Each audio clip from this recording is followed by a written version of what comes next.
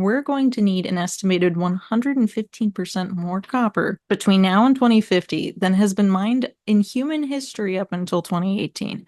That's just for business as usual demands. That's just things like catching up the developing world. That is not global vehicle electrification. That's not wind and solar for everybody. And our policy barriers are making it impossible to mine here.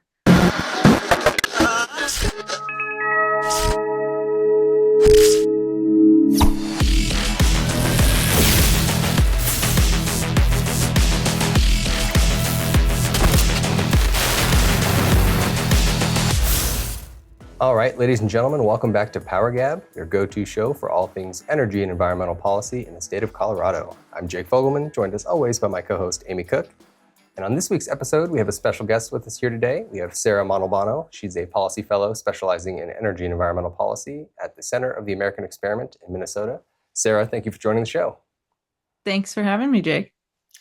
Hey, Sarah, you all have done this study twice before. You've looked at critical minerals, and this is what we want to talk about. And I love the title of this one in particular.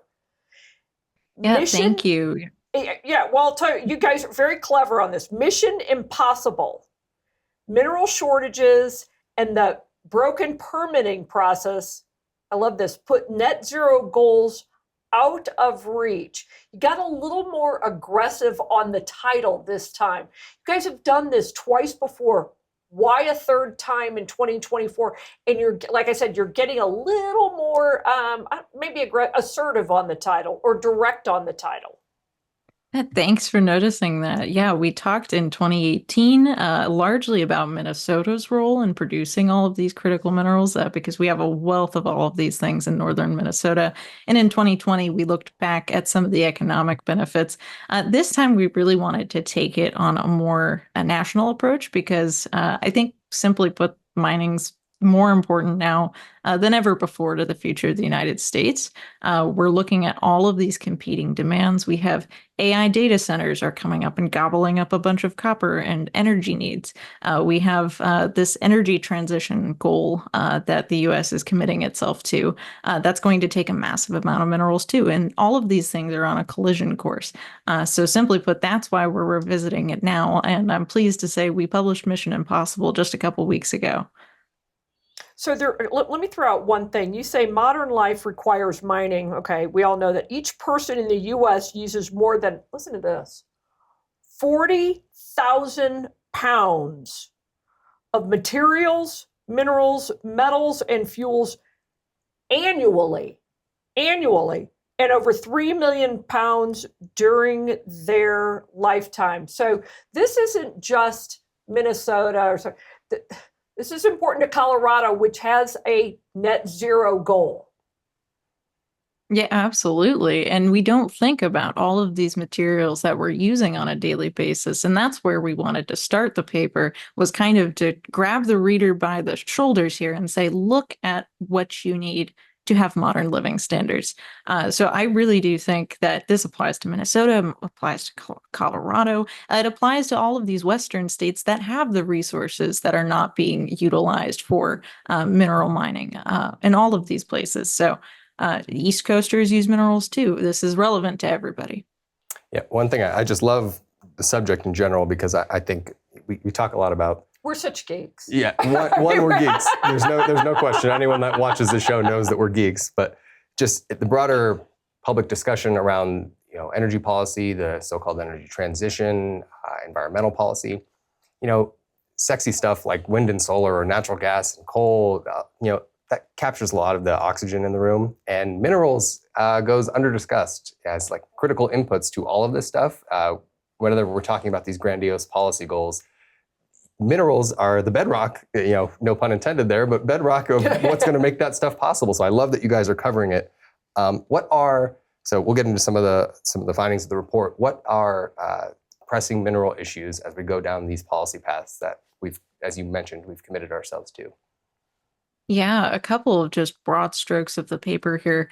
The first one is that we have a large existing consumption of minerals. So we are already looking, I think one of my favorite statistics from the paper is looking at copper, and we're going to need an estimated 115% more copper between now and 2050 than has been mined in human history up until 2018. That's just for business as usual demands. That's just things like catching up the developing world. That is not global vehicle electrification. That's not wind and solar for everybody. So that is just one of the baseline points of this, is that we have AI, we have all of these regular business as usual needs to also meet.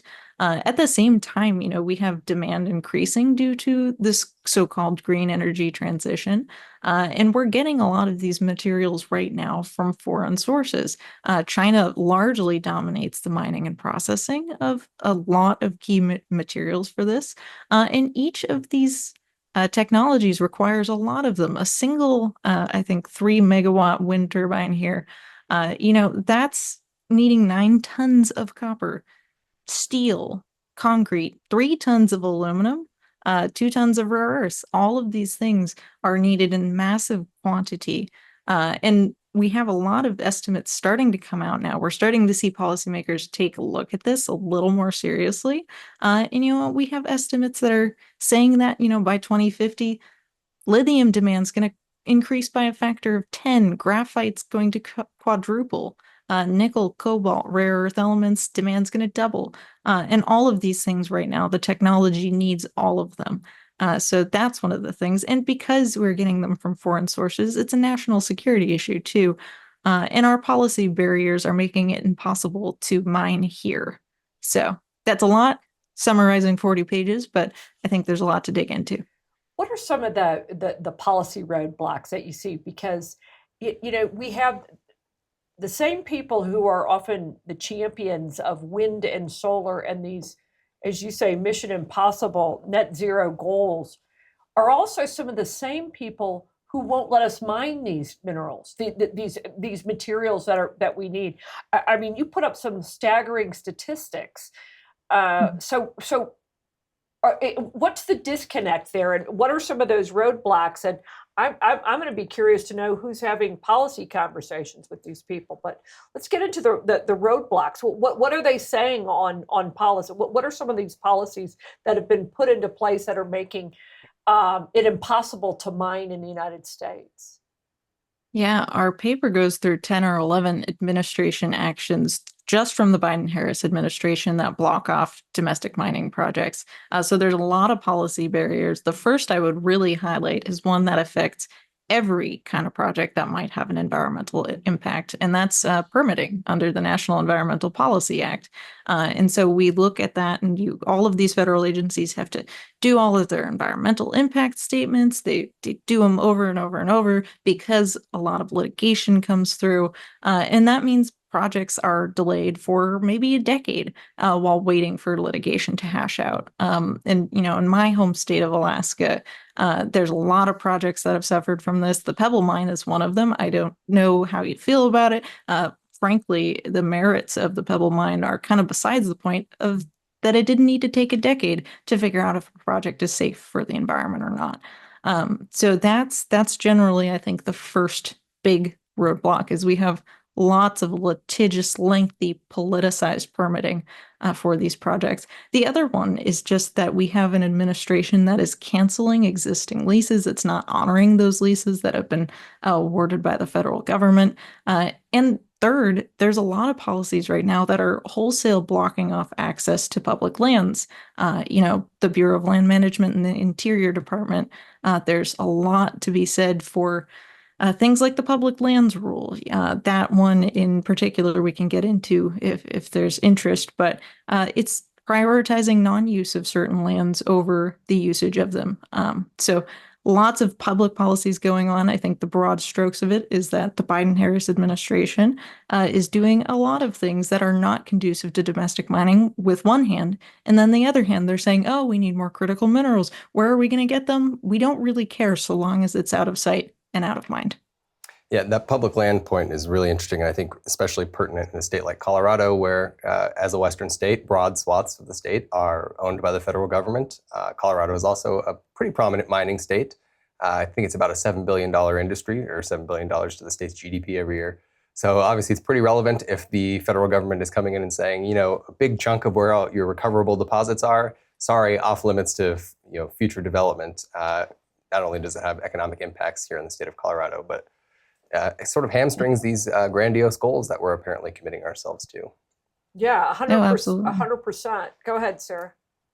Oh, I was just going to say the one piece of prep I did specifically for you guys is to look up the percentage of public lands in Colorado that are owned by the federal government, and it's 36%.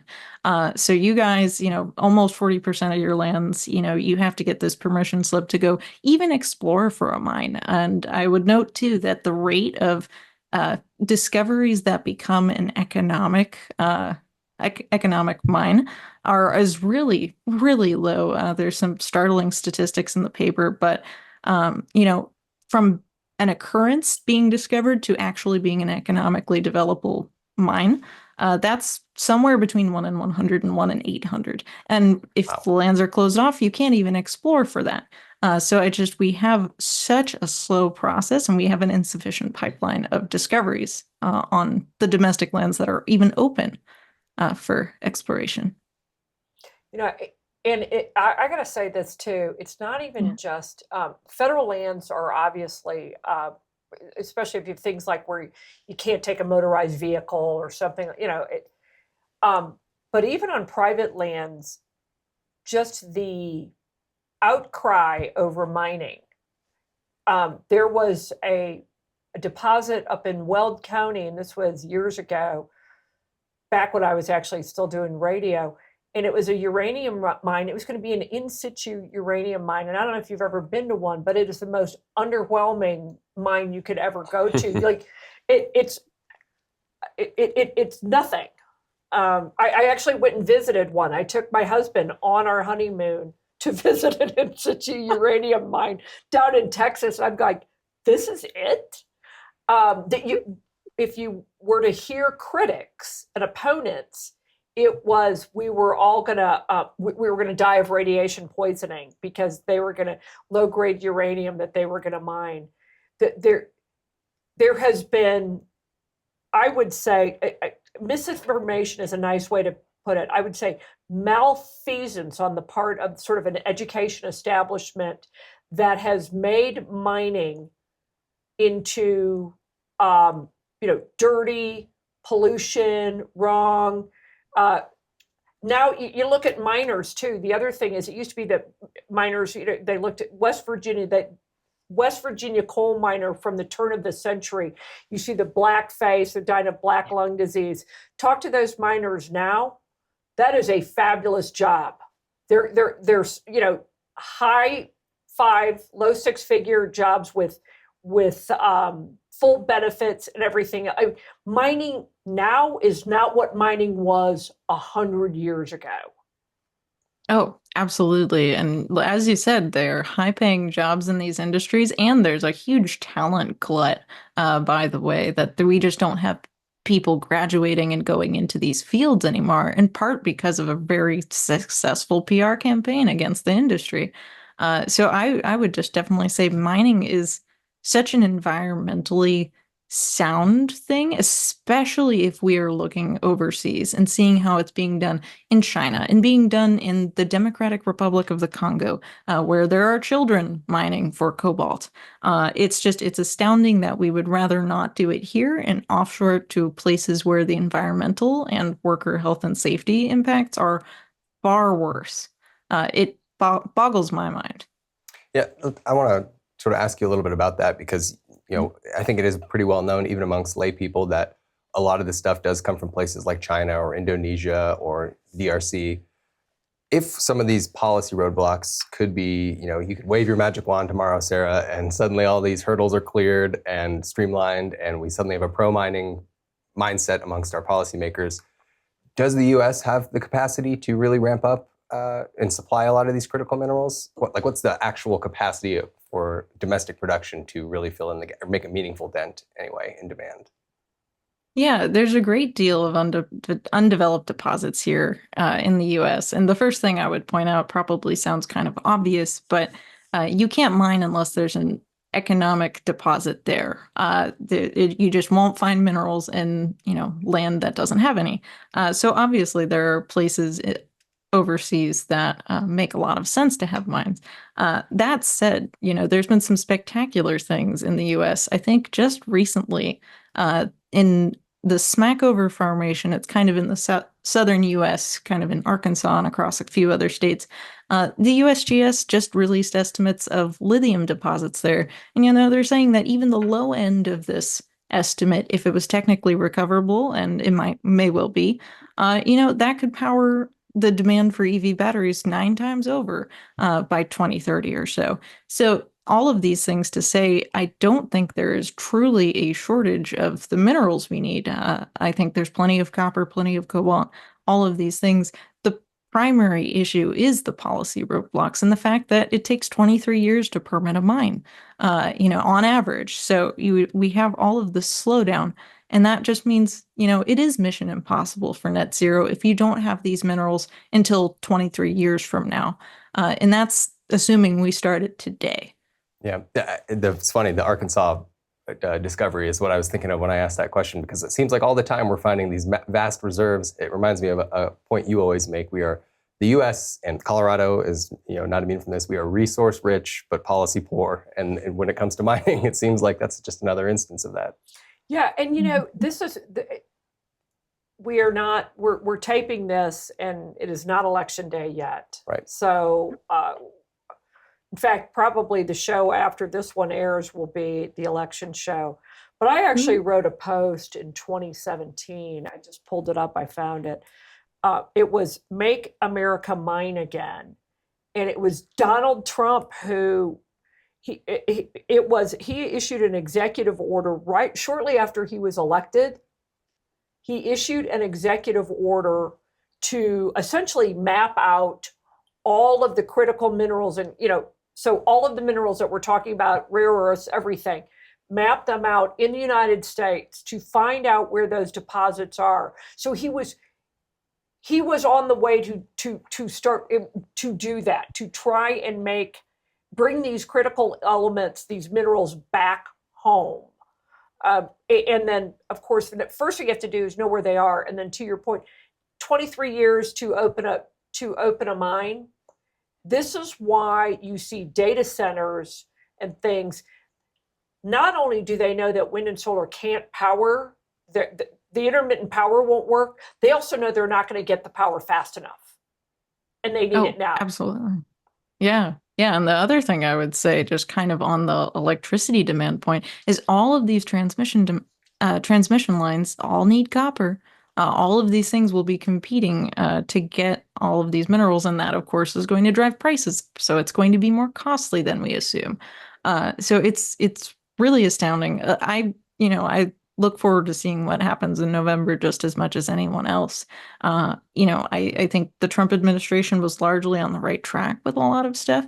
And one of the first things he could do is start, reversing back some of these, honestly capricious judgments that have closed down potential critical minerals projects in Minnesota and Alaska and elsewhere. So that's, I think, largely in that realm of kind of what do you do policy-wise first step. Of course, things like NEPA reform will be a large congressional endeavor, and there's in fact some promising movement in Congress at the moment as well. But it's becoming only a bipartisan thing because wind and solar have to go through NEPA too. So now it's a problem. Yeah, isn't it funny how that works? NEPA reform has been the white whale for free market groups for a long time, and suddenly, Johnny come lately. Have you heard of this NEPA thing? Yeah, that's right. It's delaying our wind and solar projects. But that raises the point. Obviously, NEPA reform, like we said, would be great, and it wouldn't help just minerals, but all manner of big infrastructure projects that we would like to see sped up. But it sounds like some of the other policy reforms that are necessary are almost ad hoc agency determinations. Is that really where a lot of the work needs to be done, is getting those agencies to change their determinations or reverse some, as you said, capricious judgments? Yeah, definitely some of them. I think the other part, though, is to just look at some of these executive branch agencies and decide which of the rules passed in the last few years should be rewritten or rethunk because there's a lot of things like the public lands rule. The Western Solar Plan is another one that I haven't mentioned yet, but that opens 31 million acres in, I think, 11 Western states to expedited solar development. All of these kind of policies that are closing off access to public land should be rethought and considered very carefully. And I hate the flip-flopping of federal agency decisions just so much. It's a ridiculous system that we have here. But frankly, if we're going to be thinking about this and we want to have exploration, we need to stop deterring investment because in places like my home state of Alaska, the investors won't touch it with a 10-foot pole. And that's a really sad thing. Yeah, it gets caught up in that whole ESG thing too. That's another one. And I have heard from folks in Alaska that they feel like, especially under this administration, they were absolutely locked down. Like absolutely huge swaths of Alaska. Well, first of all, there is a lot of federal land, but so much is off limits for any kind of development. Yeah. So absolutely. Decisions are made on that in Washington, D.C. for a state that, listen, even from Colorado, that's close to a 6-hour flight. Yeah, no kidding. that is not next door. Here's something else too that I found when United States is currently, admittedly, this is a dated piece and it could be different, but the United States is currently 100% reliant on foreign sources for 20 mineral commodities and imports that the majority of its supply more than 50 different mineral commodities. The point being of that, it's a little word salady to use to describe Kamala Harris as I speak there, but the point is 100% reliant on commodities that we use in things like advanced military weapons, smartphones, our computers right here. It's all over this studio is dangerous and derelict. Yeah, China's shown it won't hesitate to throttle crucial mineral supplies. And, every year the percentage of, which of these minerals changes a little bit. But the long and short of it is just China dominates the mining and processing of most of them. Canada is another one that's really high up on the list for some things. But, in July 2023, China began exporting or restricting exports of gallium and germanium. Those are really important for high-tech semiconductor chips. Graphite, rare earth elements, very important. And the U.S. imports 100% of its graphite. So that was obviously a hit. Just, in August of this year, antimony, which is a very critical defense mineral, was restricted on its exports. And the U.S. is dependent on China for 63% of the antimony we use. So I find it a really concerning national security issue. I think a lot of policymakers are starting to wake up to that fact, but they don't know quite what to do about it yet. And I would say you should loosen permitting requirements here and make it easier to do some of these things here. But I digress. None of them have asked me. But they should. Yeah. They should. Yeah, I just think I know a lot about it. Yeah, right. I just think it reminds me of OPEC in the 70s caused such turmoil in American energy markets, and we didn't just say, well, what are we going to do about that? I guess we just in perpetuity have to be subject to global oil barons in petrostates. No, we got government out of the way, private industry innovated, the shale boom eventually happened, and now we're a net exporter. We're the biggest exporter of these fossil fuels. And it would be nice to see some of that same urgency and attention paid to something like minerals, because once again, we are at the subject of, at the very least, a geopolitical rival for things that are, as Amy pointed out, essential to everyday life and basic infrastructure that keeps our economies whirling along. Yeah. I don't know if you wanted to, did you have any last minute takeaways from the paper that you wanted to leave our listeners with, Sarah? And then I'll kick it to Amy for her takeaways. Oh, goodness. There's so much in this paper. I would love if you all would read it at americanexperiment.org. I really do think it's critical to understand the critical minerals issue because you are using it every day and you don't quite realize it. Amy, did you have any takeaways for our listeners? Yeah, we have to start developing our own critical minerals. We have to. Yes. We cannot rely on foreign sources any longer. We will do so at our own peril. So we have to start developing, and we can. And that includes right here in Colorado. And to the second part is permitting reform. The environmental left has taken advantage of the ability to litigate everything and delay it. We need permitting reform, and I don't know if that is some kind of special